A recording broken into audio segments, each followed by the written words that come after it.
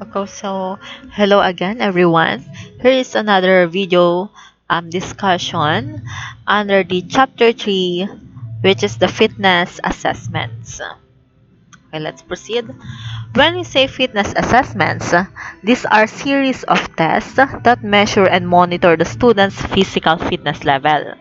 Now, this series of tests assesses the five components of physical fitness that make up the total fitness, namely cardiovascular endurance, muscular endurance, muscular strength, flexibility, and body composition. Now, assessing body composition. There are ways to assess body composition. There are four. First is the somatotype. Second, the body shape. Third is the waist to hip ratio. And fourth one is the body mass index. So let's proceed first to somatotype. When we say somatotype, these are body types. So dito natin malalaman kung ano sa tingin mo ang body type mo.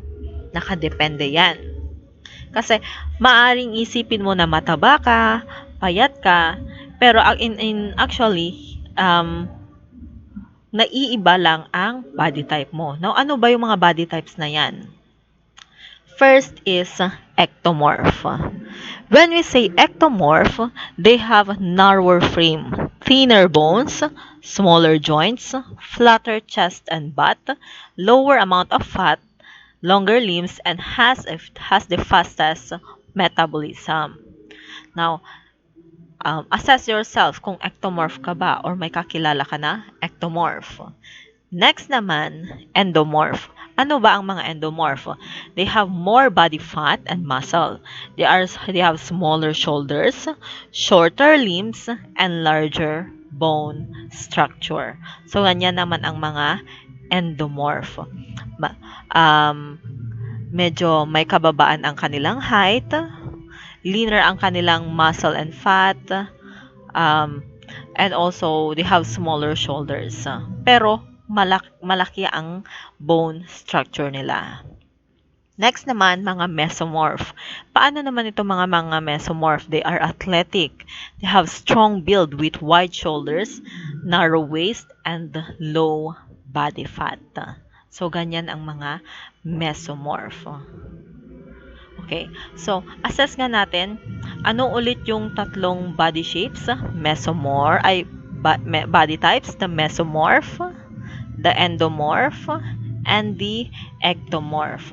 So, i-assess mo nga kung saan magfo-fall ang body type mo. Okay. Let's proceed to body shapes naman. Kung merong body type, meron din tayong mga body shapes. Now, ano naman yung mga body shapes na yan? Merong apple shape, pear, hourglass, and the inverted triangle. Now, ito is hindi lang siya for women. Sa lahat na yan. Okay? First is the apple shape. Now, the body tends to look round and have a wider waist due to fat build-up around the abdomen. So, may fat build-up siya around the abdomen and it is more common in men. That is the apple shape. Next, pear shape. Yung pear shape naman, yung shoulders nila ay narrower than the hips. The hip, the thigh, and the buttock areas carry more weight than the rest of the body. Ibig sabihin yan natin ko, mas maliit ang kanilang shoulders. Tapos, mas, tawag dito, mas, maraming mass sa hip, sa thigh, and buttock areas. Next naman, hourglass shape. Yung mga hourglass shape naman, the body fat is evenly distributed in the upper body and lower body. The waist is small and well-defined. Meron mga hourglass na body shape. And lastly, the inverted triangle shape naman, the body has larger bust or broader shoulders, mas malaki ang shoulders nila, and the hip area is more narrow. Ibig sabihin, mas malaki or mas malawak ang kanilang shoulders kesa sa kanilang bewang. Yan ang inverted triangle. So, ano ulit yung apat na type ay shapes? It is the apple, pear, hourglass, and the inverted triangle. Okay. And lastly, meron ding ruler shape. Paano naman yung ruler shape na yan? The body looks very even with no obvious curves. The chest, waist, and hip size are similar. No, hindi naman totally na parang wala siyang curves. But most likely parang ang even lang na yung chest, yung waist, and hip size are almost similar. Yan ang ruler shape. Okay, let's proceed to the body mass index.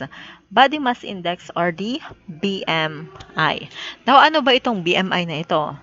It is a measure of body size. It combines a person's weight with their height, and the results of the BMI measurement can give an idea about whether a person has the correct weight for their height. BMI is a screening tool that can indicate whether a person is underweight or if they have a healthy weight, excess weight, or obesity.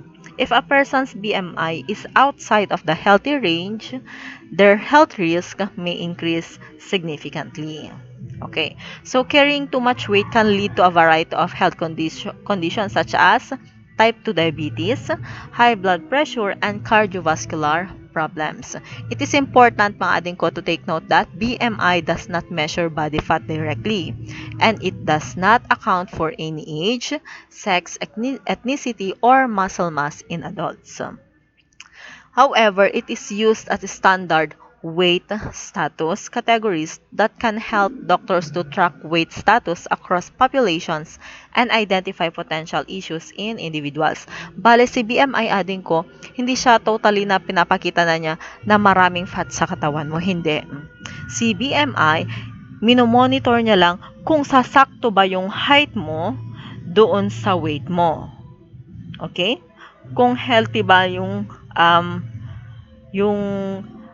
kung correct ba or nakaaangkop ba yung height mo doon sa weight mo. Baka possible na sobrang tangkad mo, pero sobrang payat mo naman. Ay, sobrang gaan mo naman. Pwede naman na sobrang liit mo, tapos sobrang bigat mo naman. O, di mag-fall na yan sa obesity. Yan ang gamit ni Body Mass Index. Now, paano ba ang formula ni Body Mass Index? It is weight in kilograms divided by height in meters. Okay? That is the formula for the BMI. Now, dito naman makikita ang indication kung saan magfo-fall, ading ko. Yung mga makukuha ninyo na result ng BMI. Okay. Paano ba yung results naman ng BMI? Kapag below 18.5 ang nakuha mong result ng BMI mo, you are underweight. Kapag 18.5 to 24.9, that is healthy. Kapag naman 25.0 to 29.9, overweight na yan. Pero kapag 30.0 and above, that is already considered as obese. Okay.